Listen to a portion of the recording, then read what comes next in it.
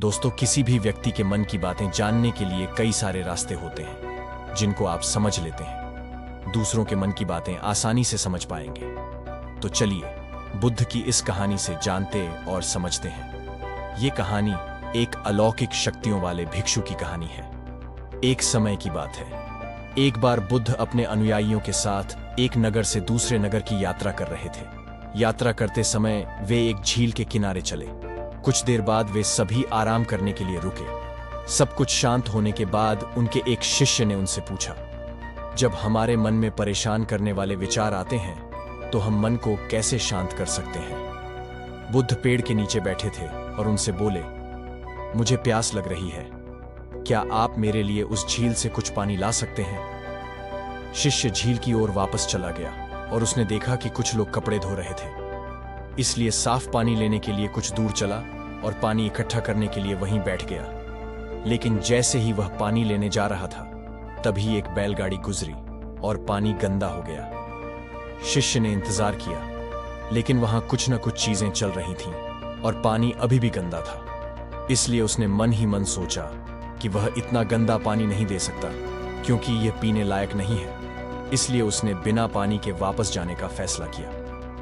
शिष्य खाली हाथ वापस आया और बुद्ध को इसके बारे में बताया। 1 घंटे के बाद बुद्ध ने उसे झील पर वापस जाने और थोड़ा पानी लाने के लिए कहा। शिष्य झील पर वापस गया और इस बार वह साफ पानी ढूंढने में सफल रहा। उसने बर्तन में पानी भरा और वापस बुद्ध के पास लाया। शिष्य ने बुद्ध को पानी दिया और कहा, पिछली बार जब मैं गया था तो पानी में बहुत कीचड़ था, लेकिन अब झील की सतह पर पानी साफ है। कैसे? बुद्ध ने उत्तर दिया, जब आप पिछली बार गए थे तो कीचड़ अस्त व्यस्त था और वह सतह पर पानी के साथ मिल गया था और पानी पीने के लिए अयोग्य हो गया था।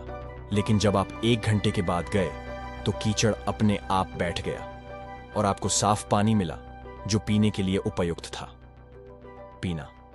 आपका मन भी ऐसा ही है, जब वह अशांत हो तो उसे कुछ समय दें और वह अपने आप ठीक हो जाएगा।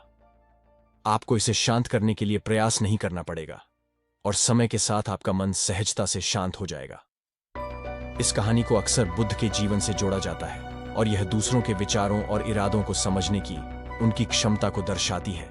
एक बार उस समय जब बुद्ध जेतवन मठ में रह रहे थे, वहां एक भिक्षु था जिसके पास कुछ अलौकिक शक्तियां थीं। यह भिक्षु दूसरों के मन को पढ़ सकता था और उनके विचारों को पहचान सकता था। एक अन्य भिक्षु जिज्ञासावश और शायद संदेह की भावना से अलौकिक शक्तियों वाले भिक्षु के पास आया और कहा, मैंने सुना है कि आप दिमाग पढ़ सकते हैं, क्या आप अभी मेरा दिमाग पढ़ सकते हैं? अलौकिक शक्तियों वाले भिक्षु ने उत्तर दिया, निश्चित रूप से मैं ऐसा कर सकता हूं। जिज्ञासु भिक्षु ने तब एक यादृच्छिक वस्तु, एक कमल के फूल के बारे में सोचा और अपना ध्यान उस पर केंद्रित किया। उसने मान लिया कि अलौकिक शक्तियों वाला भिक्षु निश्चित रूप से उसके दिमाग को पढ़ेगा और उस वस्तु की पहचान करेगा जिसके बारे में वह सोच रहा था। लेकिन उन्हें आश्चर्य हुआ जब अलौकिक शक्तियों वाले भिक्षु ने कहा, आप कमल के फूल के बारे में सोच रहे हैं। जिज्ञासु भिक्षु चकित रह गया और बोला, हाँ, यह सही है, आप वास्तव में मन को पढ़ने की क्षमता रखते हैं। अलौकिक शक्तियों वाले भिक्षु ने मुस्कुराते हुए समझाया, ऐसा नहीं है कि मेरे पास सभी दिमागों को अंधाधुंध पढ़ने की शक्ति है, बल्कि मैंने दूसरों के इरादों और विचारों को तब समझने की क्षमता विकसित की है जब वे शुद्ध और केंद्रित होते हैं। जब आपका दिमाग पूरी तरह से होता है कमल के फूल के विचार में डूबा हुआ, मैं इसे स्पष्ट रूप से देख सकता था। बौद्ध परंपरा की यह कहानी मानसिक शुद्धता और ध्यान के महत्व को रेखांकित करती है। इससे पता चलता है कि स्पष्ट और केंद्रित विचारों को उन्नत आध्यात्मिक क्षमताओं वाले लोग ही समझ सकते हैं। हालांकि इस कहानी को रूपक माना जा सकता है, यह बौद्ध धर्म के अभ्यास में सचेतनता, एकाग्रता और आंतरिक गुणों के विकास के मूल्य को बताती है। अगर आपने कहानी को पूरा सुना है तो मैं आपसे छोटा सा अनुरोध करना चाहता हूं, कृपया इस चैनल को सब्सक्राइब करें ताकि मैं ऐसी ज्ञान से भरी कहानियां आप तक लाता रहूं। नमो बुद्धाय।